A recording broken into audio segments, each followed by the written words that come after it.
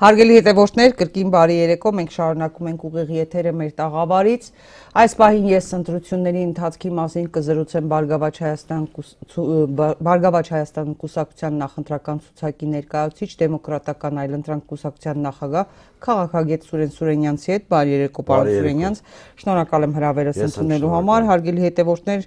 այս պահին շարունակում են դիտորդական կազմակերպությունները քաղաքացիական հասարակության ներկայացուցիչների, ինչպես նաև քաղաքական ուժերի ներկայացուցիչները ստանալ ընտրախախտումների մասին ահազանգեր, դրանք արդեն մի քանի հազար են կազմում։ Պարոն Սուրենյանց, նախ ուզում եմ խոսենք, դուք հիշում եք երբևէ Հայաստանում նման ընտրություններ, որ այդպես լկտի ձևով ընտրախախտումներ անեն, սպառնալիքներ հնչեցնեն, շանտաժ անեն։ Ռեյդեր չեմ հիշում, որ հենց ընտրությունների օրը առանցքային 3-4 ընդդիմադիր ուժերի շտաբներ ենթարկվեն նման հարձակումների, բանդիտական հարձակումների, չնայած դիմակավորված են իրավապահ մարմինների քողի տակ, ակնհայտորեն նրանք ընտրությունների օրը առանցքային ընդդիմադիր ուժերի նախընտրական բնականon գործունեությունը խոչընդոտելու նպատակ ունեն։ Մյուս կողմից փորձում են վախ տարածել հասարակության շրջանում, որպեսզի հնարավորինս նվազեցնեն մասնակցության այն բարձր մակարդակը, որ մենք տեսնում ենք։ Վախի գործոնով։ Իհարկե։ Խուզարկություններ, ձերբակալություններ, կալանավորումներ։ Հա դե բնականաբար զգուշանում են մարդիկ, բայց ինչպես տեսնում ենք այդ երկրորդ նպատակի իշխանության, հատկապես իշխանության հասարակության վարքագծի վրա արդյունավետ չի ազդել, այսինքն ակտիվ մասնակցություն ենք տեսնում, ամենայն հիմա տվյալները կրահապարակ են նոր, բայց եթե դատենք ժամը 14:00-ի քվեարկությամբ 60%-ին մոտ մասնակցություն է լինելու, որը ահռելի թիվ է, բավականին մեծ թիվ է, եթե համեմատենք նախորդ ընտրությունների համեմատությամբ, ամբողջ նախորդ ընտրությունների ընդհանրական թիվը 21 թվի եղել է 49.4։ Այս ընտրություններում ժամը 14-ի դրությամբ արդեն 33.8% մասնակցություն կա, ակնհայտորեն եթե դինամիկան պահպանվի, գործ ենք ունենալու 55-ից 65% միջակայքում մասնակցության հետ, որը չափազանց բարձր մասնակցություն է, հիմա կարող ենք դրա հնարավոր հետևանքների մասին իհարկե խոսել։ Իդեպ հենց հիմա տվյալներ ստացվեցին ժամը 5-ի դրությամբ մասնակցության մասին 1.224.950 արդեն 48, սա նշանակում է, որ 48 մոտ 49%, այսինքն մոտեցել ենք, եկեք ֆիքսենք, որ մոտեցել ենք այն շեմի, որ 21 թվին գրանցվել է ամբողջ ընտրարշավի ընթացքում, ընդամենը 0.5-ով է ցածր ժամը 15-ի դրությամբ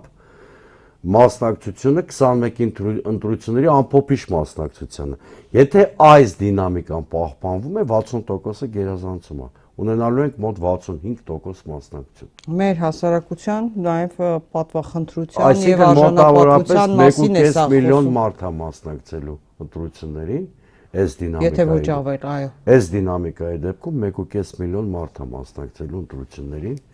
որը ահռելի մեծ թիվ է եւ արդեն կարող ենք իսկապես հետևանքների մասին խոսել։ Տեսեք, ուրեմն տեղամասերում ընտրացուցակներում ներառված են մարդիկ, որոնք մահացել են կամ չեն բնակվում այդ հասցեում։ Գրանցումներ, տարբեր մարդկանց գրանցումներ,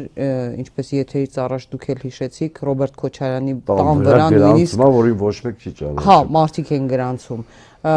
շատ-շատերի տների վրա վերցնում են, այսինքն կոնկրետ քվեաթերթիկ են տանում ներս, ուղղորդումներ ԿՊԱ-ական ոչ միայն падգամավորության թեկնածուների կողմից, այլև պաշտոնյաների կողմից, Գնել Սանոսյան եւ այլք, հարձակվել են, օրինակ, ասենք, տարբեր մարզային կառույցներում ուժեղ Հայաստան դաշինքի վստահված անձանց վրա գրասենյակներ են մուտք գործել, չգիտեմ, ինչ արտարոց դեպքեր էլ կհիշատակեք։ Գիտեք, ինչ ասես տեսել ենք, զանգվածային կալանավորումներ, սա գլխավոր հատկանիշն է, մենք տեսել ենք այսօր Գյումրիում միջակատարվել մեր թիմի 50-ից ավելի ընտրական թիմի ներկայացուցիչներ, շտաբների ներկայացուցիչներ բերման են ենթարկվել, պաշարել էին դիմակներով, ուժեղ Հայաստանի գրասենյակը տեսել եմ տեսանյութը Գյումրիում, էլ չասած, որ այդ ցուցակների անճշտությունների հետ կապված ակնհայտ է, որ սա համակարգային բնույթ է կրում, դա օրինակ թափթփվածության հետևանքով դժվար երկրորդ նախագահի տան վրա գրանցում հայտնվեր, սա քիչ արտարոց երևույթ է, իսկ այնքան բեսպրեդելը շատ է, իսկ իրանց նեղություն էլ չեն տալիս, ավելի չագերտների մեջ ուշադիր լինեն։ Էլ չասենք, որ իրենք շատ ագրեսիվ հակակառուցության մեջ են Երևանից էլ։ Այդ լրության օրվա կանոնները ստեղծության չի պահպանվել, որտեղ ամբողջ օրը մտնում էին եթեր, հիշում եք, իրավապահներին ցույցում էին տալի մարդ ձերբակալելու մասին։ Եվ ուզում եմ հատուկ ընդգծել, որ արտերկրում ապրող մեր հայրենակիցները հանիրավի թիրախավորվում են, այսինքն մարդիկ թիրախավորվում են, տեսեք ընտրակաշառքի ոչ մի կոնկրետ փաստ չեն կարողանում ներկայացնել, բայց ասում են Ռուսաստանից փողով եկել են քվեարկելու։ Փոխանակ մարդկանց խրախուսեն, որ ընտրական իրավունքը ռեալիզացնում են մարդիկ, եւ խրախուսեն, որ արտերկրից ավելի շատ մարդիկ գան, մասնակցեն քվեարկությանը, սկսել են շատ գրեգ ձևով, եթե նկատել եք, թիրախավորել, մունատ են գալի, թե ինչի են այդ մարդիկ եկել քվեարկության։ Հա, բայց ինչ կա դրա մեջ, ինչն է ապօրինի։ Ընդ որում երեք պարզվեց, որ ընտանիքներին իրենց հարազատներին օգնում են Ռուսաստանում կամ այլ երկրներում աշխատելով։ Համակայանում անբնական շարժել չկա, նախորդ տարվա ցուցանիշների հետ համեմատել էին։ Ահա։ Այսինքն նենց չի, որ Հա, բայց եթե նույնիսկ գալիս են դրա մեջ, ինչ կա ապօրինի։ Շատ դրական երևույթ է։ Ինչ կա ապօրինի։ Այսինքն այդ մարդիկ կարող են ներդրում անել Հայաստանում, իրենք գումար ուղարկել, որ իրենց բարեկամները ապրեն, գույք ձեռք բերեն, մարդիկ չեն կարող նյութապես շահագրգռվածության հետևանքով են եկել, ոչ մի կոնկրետ փաստ չեն կարողանում ներկայացնել։ Չկա ոչ մի կոնկրետ։ Երեք ընդ որում քիչ առաջ Ռաֆի Ասլանյանի հետ էի խոսում փաստաբան, ես այդ փաստի մասին խոսեցի, նույնիսկ ցույց տվեցի։ Այն տղամարդը, որին նկարահանել էին իբրև թե օդանավակայանում զրուցում են հետ ու ասում է, եկել եմ ու իրիկունը 7-ին գնալու եմ հետ, եկել եմ քվեարկությանը մասնակցեմ եւ գնամ, որովհետեւ ինչ որ վատ բաներ են սպասվում երեխեքի հետ եմ պիտի գնամ, իրենք հետո դրել էին ակտիվ գովազդի տակ, սա նշանակում է, որ իրենք են կազմակերպել, իրենք են Շատ հետաքրքիր կլինի այդ մարդու ինքնությունը պարզել, որովհետեւ ես չեմ կարծում, որովհետեւ բանական մարդ ինքնակամ նման հիմար տեքստ արտասանի, որ եկել եմ քվեարկեմ գնամ 7-ին։ Ողջամիտ վարկածի շրջանակներում չի տեղավորվում, որ կարող անկարգություններ լինի, եսիմիշ լինի, ինչ բանը շատ անբնական, սա առաջի տպարությունը դա էր, որ դա հատուկ սարքած բան է, որտեղ շատ ակտիվ սկսեց տարածվել իշխանամետ ԶԼՄ-ներում։ Դες բեմականացումներ այս ընտրական գործընթացում մենք բազմաթիվ տեսել ենք։ Բայց հիմա այս թվերը եթե փորձենք ամփոփել, կրկնում եմ, դինամիկան տանում է 60-65%-ի շրջանակներում մասնակցություն։ Այդ դեպքում միասնական ընդդիմության հաղթանակը հասնելու շանսը որքանով է հնարավոր։ Առաջին նշանակում է, որ հասարակությունը մեծ փոփոխությունների եւ արդարության պահանջ ունի։ Սա հնարավոր է միայն երբ որ իշխանությունն է փոխվում, բարձր չէ։ Երկրորդը սա նշանակում է, որ իշխանության վարչական ռեսուրսն ու ռեպրեսիվ ռեսուրսը սահմանափակ ազդեցություն ունենալու, որովհետև հասարակության մեծ մասնակցությունը, սա մեծ մասնակցությունը, չեզոքացնում է վարչական ռեսուրսի եւ ռեպրեսիայի ազդեցությունը, կամ դա մինիմալիզացնում է։ Երրորդը սա առավելություն է տալիս խոշոր քաղաքական ուժերին, որովհետև պարզա չէ, շեմը բարձրանում է, խոշորները ավելի հեշտ շեմը կարող են հաղթարել զուտ թվաբանորեն։ Եվ սա նշանակում է, որ 4-5 ֆավորիտ քաղաքական ուժերի մասին է խոսքը, որից 4-ը ակնհայտորեն ընդդիմադիր են, եւ 4-րդ բանը, որ սա նշանակում է, այսպիսի մեծ մասնակցությունը բացառելու է քաղաքական մենաշնորհի արկայությունը, մենք գործ ենք ունենալու այս թվերի հանրագումարում ազգային կոալիցիոն կառավարության ձևավորման հեռանկարի հետ։ Այդպեսին է ձեր կանխատեսում։ Պարոն Սուրենյան, այ որ Փաշինյան օրինակ քարոզարշավի ընթացքում այդ կոշտ բառապաշարով էր խոսում, սատկացնելու եմ, բանտերն եմ լցնելու, կզցնելու եմ, չգիտեմ, էս եմ անելու, այն եմ անելու, մկանծակն եմ մտցնելու, հա, այս իր բառապաշարն է։ Ներողություն եմ խնդրում դարձյալ մեր հեռուստադիտողից, դա որքանով վախեցրեց քաղաքացիներին եւ նաեւ այդ խուզարկությունները, այդ հետապնդումները, ձերբակալությունները, կալանավորումները եւ որքանով իր էլեկտորատին մոբիլիզացրեց։ Իր էլեկտորատին անշուշտ մոբիլիզացրել է, բայց իր էլեկտորատը հարց չի տալիս, եթե ուզում ես Քոչարյանին նստացնես, ասում ես դատվելու ես, էս լինելու, բայց իր էլեկտորատի կառուցվածքի մասին մենք խոսել ենք։ Իր էլեկտորատի կառուցվածքը մնացել են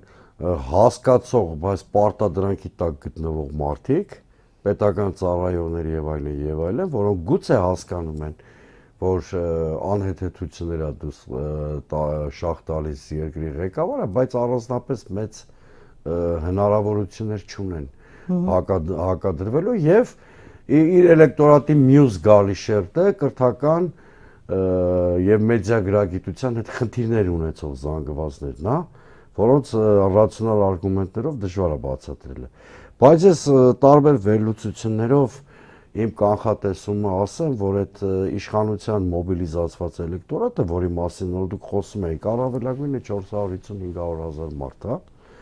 թվերը հավասիկ մեր ձեռքի տակ եղած թվերը եւ հարաճուն թվերը։ Սա հասնելու է մոտավորապես 1.500.000 ընտրողների։ Այսինքն իրեն այդքան օգուտ չտվեց, նոր էլեկտորատ չավելացրեց։ Երբ որ ինքը պիտակավորեց 3 ընդդիմադիր առանցքային ուժերին, դրանց տալով մեկ միասնական անուն, պատերազմի երագլուխ կուսակցություն, չէ՞։ Ոնց որ այսօր թերթիկներ էին, արյունոտ թերթիկներ էին։ Հակառակ ինքը նպաստել է այդ 3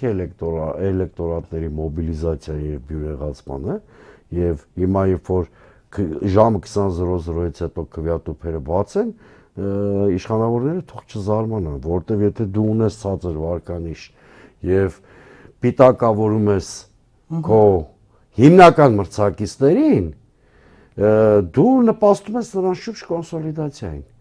Այսինքն դու մտնում ես շատ վաբանկային եւ ռիսկային խաղի մեջ, եթե վերանանք անձերից, հա, դու բյուրեղացման ես ստանում, չկողնորոշված մասային, չկողնորոշված մեր հայրենակիցներն են, չի ակտիվացել տեղամասերը գնացել։ Հակառակ պարագայում մենք կունենանք 1.200.000 մասնակցությունը, արդեն այդ թիվը ունենք։ Ես նախորդ ընտրությունների թվի մասին եմ խոսում, 1.200.000 էր, շատ կանխատեսելի, որտեղ վարչական ռեսուրսով բանով 500-600.000 մարդ իշխանությունը կոնսոլիդացնում էր, փոշիացած ձայներն էլ եթե անում եք, ակնհայտորեն ստացավ ԿՊ-ն 50% գումարած մեկ։ Ընդդիմությանը հաջողվեց այս անգամ անել այն, ինչ շահաջողվեց անել 2021 թվին, գրեթե համոզված եմ, եղած թվերը խոսում են միայն այդ դինամիկայի մասին։ Իդեպ հրատապասուլիս էր հրավիրել Հայաստան դաշինքը, Իշխան Սաղաթելյանը հայտարարել է, որ ԿՊ-ն քեշով ընտրակաշառք է բաժանում, կաշառք բաժանողներն իրենք են, հա, նրանց է ասել, որ քանի որ մեղադրում են Չէ, բայց մենք բացահայտորեն գիտենք, չէ, որ մի շարք դեպքեր էլ բացահայտեցին, նույնիսկ այն դիտորդները, որոնք իշխանամերձ են։ Օրինակ գիտենք Թալինի համայնքապետի դեպքը, սոցիալական օգնության անվան տակ բաներ բաժանել, գիտենք տարբեր այլ դեպքեր։ Սպառնում էր քաղաքացու։ Այսինքն ըստեղ ու ընդհակառակը, որ այդքան ընտրակաշառարարությունից են խոսում։ Կենտրոնական ընտրական հանձնաժողովի այն գիշերային նիստը վկայակոչելով կարող եմ ասել, որ նույնիսկ կենտրոնական ընտրական հանձնաժողովը փաստարկ չէր գտել։ Հա, բայց կներեք, այդ նկատի ունեք Արամ Սարգսյանին, չէ, որ հանձնարարություն տվեց։ Բասմեի չափելի ոչ մի բան չեք ներկայացնում։ Արամ Զավենի Սարգսյանին հարգելի հետևորդներ եւ Գուրգեն Սիմոնյանին Նիկոլ Փաշինյանը հանձնարարություն տվեց դիմել կենտրոնական ընտրական հանձնաժողովի հանձնաժողով, որպեսզի դուրս հանեն ընտրապայքարից ուժեղ Հայաստանին, Հայաստան դաշինքին եւ Բարգավաճ Հայաստանին։ Արամ Սարգսյանը ասաց, որ բանավոր է դիմել, Փաշինյանը կարգադրեց գրավոր դիմել։ Եվ նա գրավոր դիմեց, բայց գոնե նորմալ գրագետ դիմում գրեին։ Գոնե դա գրեին, ում հետ խոսեցի իրավաբաններից։ Լավ, գոնե Արտակ Զեյնալյան ունեին, չէ՞, ՍԴ դատավորը, հարցնեին, ասեին ոնց գրենք։ Ես վստահ չեմ, որ նա մասնակցություն չի ունեցել այդ դիմումի կազմանը։ Հա, բայց այդպիսի անգրագետ տեքստ անեն։ Ախր հարգելի Սաթիկ, մի հատ բան ասեմ։ Դատական ակտ կայացված, որ ընտրակաշարք երևույթ է եղել ընդդիմության կողմից, կոնկրետ իրանք ուժեղ Հայաստանի մասով էին գրել, գոյություն չունի։ Տեսեք, հրապարակվել են ինչ-որ ձայնագրություններ, մեր մասով էլ, ուժեղ Հայաստանի մասով էլ, Հայաստան դաշինքի մասով էլ, մենք արդեն այդ ձայնագրությունների արժեքը տեսել ենք, չէ՞, Արթարների գործով, Բագրատ Սրբազանի գործով։ Մոնտաժված ինչպես էին գցել։ Հիմա դուք ինչ գիտեք, այդ ինչ ձայնագրություններ են։ Դե շատերը ասում են արհեստական բանականությամբ գեներացված։ Ես չգիտեմ, կարող է երկու մարդու զրույց կդրել են, կպցրել են, չգիտեմ ինչ են արել։ Դատական ակտ, որ ընտրակաշարք երևույթ է տեղ ունեցել, չկա։ Քանի հենց իրանց տենչած, սիրած, անդադ վկայաբերած Եվրոպայի օրինակն է ասում, եվրոպական արդարադատության հիմքում մարդու անմեղության կանխավարկածն է։ Քանի չկա դատական ակտ, հնարավոր չի խոսալ կատարված հանցագործության մասին։ Հետևաբար, այդ մարդիկ տարել էին, ԿՀ-ին փորձում էին դրդել մի որոշման կայացման, որը նույնիսկ եթե այդ ԿՀ-ի բոլոր անդամները տեղավորված են Նիկոլ Փաշինյանի գրպանում, հնարավոր չի մարդիկ իրենց վրա այդ պատասխանատվությունը վերցնեն եւ գնան այդ կարգի ապօրինության։ Բայց եթե փաստեր ունեին, վարչական դատարան դիմեին։ Այսինքն հասկանում եք, այդ ի սկզբանե ակնհայտ էր։ Մենք խոսել ենք, չէ՞։ Մարդիկ մտածում էին, որ մտածում են ցավոք սրտի, որ մոլդովական սցենարը ստեղ ավտոմատ կարային կրկնեին։ Այո, մոլդովական սցենարից լիքը բաղադրիչներ արդեն արել են, բայց ավտոմատ կրկնվել չի կարող, որովհետև Մոլդովայում այնուամենայնիվ քաղաքացիների մեծամասնությունը Ռումինիայի քաղաքացիներ են, նաև Ռուսաստանի հակազդեցությունը իսկապես նրանց համար գոնե տեսականորեն եվրոպական ուղին է։ Ռումինիայի հետ իրենց քաղաքակրթական, լեզվական եւ այլ ընդհանրություններ հաշվի առնելով։ Այնտեղ բայց Սփյուռքը կարող էր մասնակցել օրենքով, այստեղ չի կարող։ Նրանք երկրորդ փուլի, հատկապես երկրորդ փուլի ժամանակ Մայա Սանդուի Մոլդովայում շատ արագ 300,000 ձայնը Մայա Սանդուի ապահովել են Սփյուռքով։ Հակառակը չէ, այնտեղ տեղամասեր բացեցին, մեր օրենքով արգելված է։ 300,000 ձայնը ապահովել են դրսի ձայներով։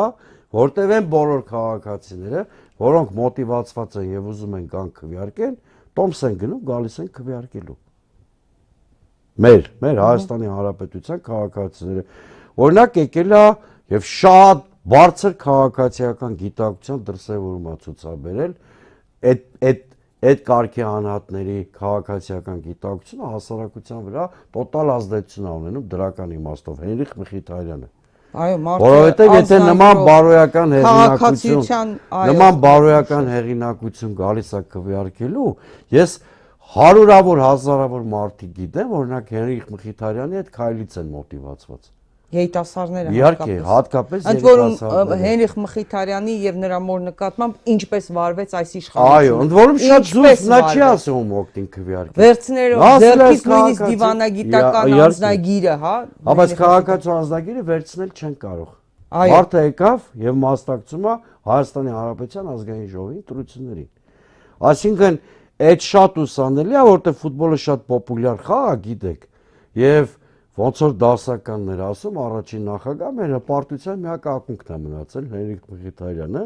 ի նկատի ունեմ այս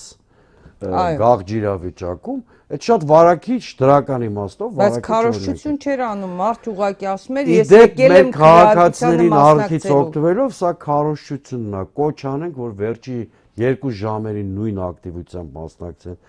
ընտրությունների, այստեղ մի հատ խորհուրդ էլ կա, էլի, ես ուզում եմ այդ խորհրդի մասին էլ ասեմ, 1.5 միլիոնը միշտ մեր ժողովրդի համար եղել է տխուր թիվ, մեր ազգային ողբերգության թիվն է, բան, ցեղասպանության եղերնի, հիմա մենք 1.5 միլիոն մասնակցությամբ կարող ենք վերածննդի թիվ դարձնենք 1.5 միլիոնը։ 1.5 միլիոնի մասնակցության դեպքում փոփոխությունները անխուսափելի են լինելու, Տեսեք, ես ուղղությունները չեմ ասում փոփոխություն, ասում եմ փոփոխությունները, քարոզարշավի կանոններն էլ չեն խախտում, մեր հասարակությունը շատ լավ գիտի ինչ եմ ասում։ Իշխանության, վարչական եւ ռեպրեսիվ լծակների ազդեցությամբ տեղամասեր եկածները չեն կարող 1.5 միլիոնի պարագայում այսօրվա ստատուս քվոյի շարունակելիությունը ապահովել։ Միանշանակ է դա։ Քաղաքական մենաշնորհի վերջակետն է դրվում 1.5 միլիոն մարդու մասնակցությամբ։ Պարոն Սուրենյանց, ինձ հատկապես մտահոգում է այն փաստը, որ այս ընտրությունները վերածվեց աշխարհաքաղաքական կռվի եւ այսինքն ինչ է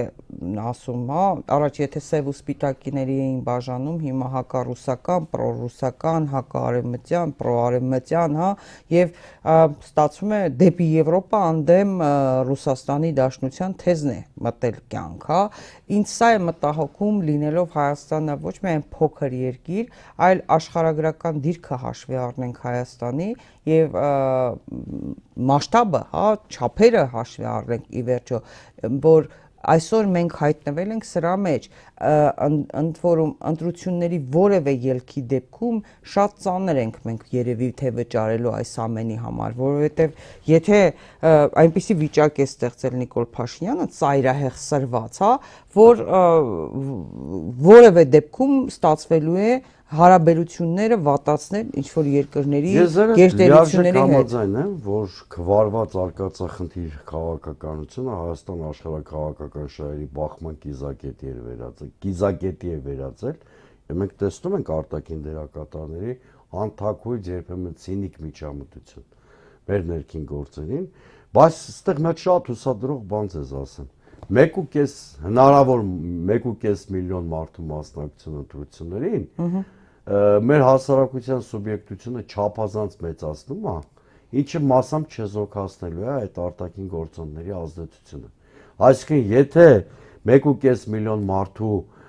քվեարկությունը շատ համոզիչ լինի եւ ստատուս քվոն փոխվի բարձր լեգիտիմության հիմքով, նոր ձևավորվող իշխանությունը կունենա շատ ուժեղ մանդատ լեգիտիմության բարձր մասնակցության պարագայում, ինչը մասամբ կչեզոքացնի այդ արտաքին միջամտությունների հարուցած խնդիրները։ Ամբողջովին չի, իհարկե, մենք հələ շատ երկար ենք տուժելու վարված արկածախնդիր քաղաքականության հետևանքներից, որովհետև հա գալու է ընտրություններից հետո հաշիվ պահանջելու ժամանակը, բոլոր կենտրոնները հաշիվ են պահանջելու, բայց այդտեղ երկու դրական բան կարող է տեղի ունենալ։ Մեկը տեղի ունենում հասարակության ակտիվ մասնակցությունը, մյուսը տեղի կունենա, եթե քաղաքական ստատուս քվոն այս ակտիվ մասնակցության հետևանքով արմատապես փոխվի։ Իսկ դրա բոլոր նախադրյալները այն ժամին, որ մենք երկուսով զրուցում ենք, արկա են։ Փոփոխությունները արդեն իրականություն են դարձել այս ակտիվ մասնակցությամբ։ Չի կարող այս ակտիվ մասնակցությունը չսասանել են քաղաքական ստատուս քվոն, որ կար 3։ Եվ հակառակը, եթե դուք ասում եք, եթե ընդդիմությունն է հաղթում եւ եթե Նիկոլ Փաշինյանն է վերարտադրվում, մենք ընկնում ենք նոր ցնցումների մեջ։ Չի կարող այս թվերով իշխանությունը վերարտադրվել, սա հակակառուցչություն չի, գնահատական է։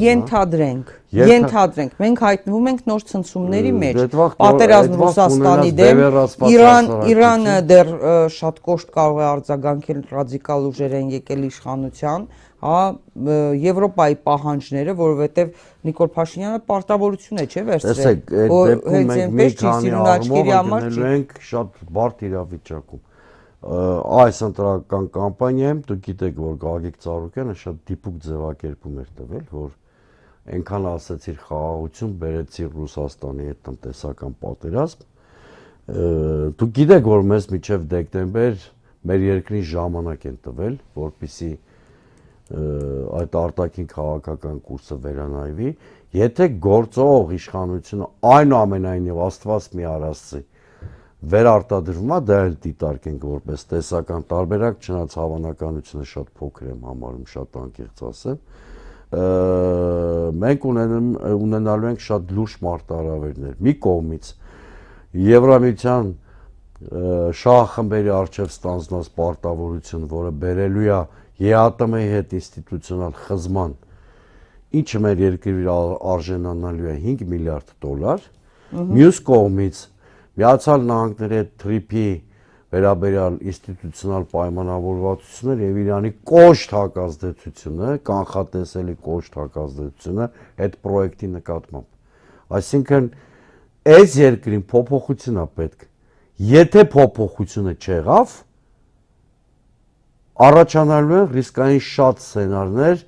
որը երկիրը դնելու է արտաքին եւ ներքին ցնցումների ռեժիմի մեջ։ Չնայած